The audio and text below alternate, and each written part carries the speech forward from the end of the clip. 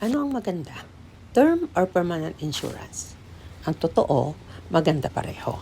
Ang term insurance ay mas affordable at nagbibigay ng malaking coverage sa mas mababang premium. Maganda ito para sa temporary needs tulad ng mortgage, pagpapalaki ng mga anak, o income protection pag nawala ka ng mas maaga para may maiwan para sa pamilya mo.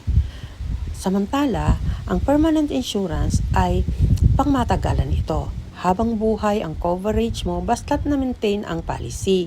At may cash value component pa sa karamihan ng mga plans tulad ng whole life at universal life.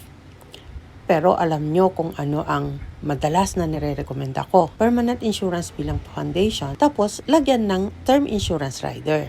Bakit? Dahil may lifetime coverage ka na mula sa permanent plan at ito ay para sa mga permanent needs mo tulad ng final expenses, taxes, at legacy para sa pamilya mo.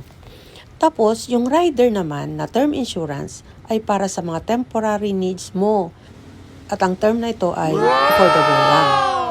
Parang you are hitting two birds with one stone, di ba?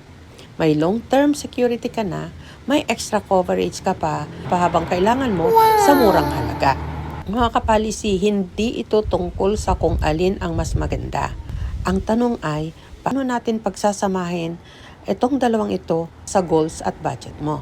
Kung paano, message mo lang ako or mag-comment ka dyan sa baba para pag-usapan natin ang mga goals mo at gagawa tayo ng plan na swak sa goals at saka budget mo. At kung pwede, pakishare na rin itong video na to para mas marami ring ma-inform tungkol dito. At pakifollow mo na rin ako para sa mga updates pa na susunod at mga chika dito sa bahay ni Lola Early.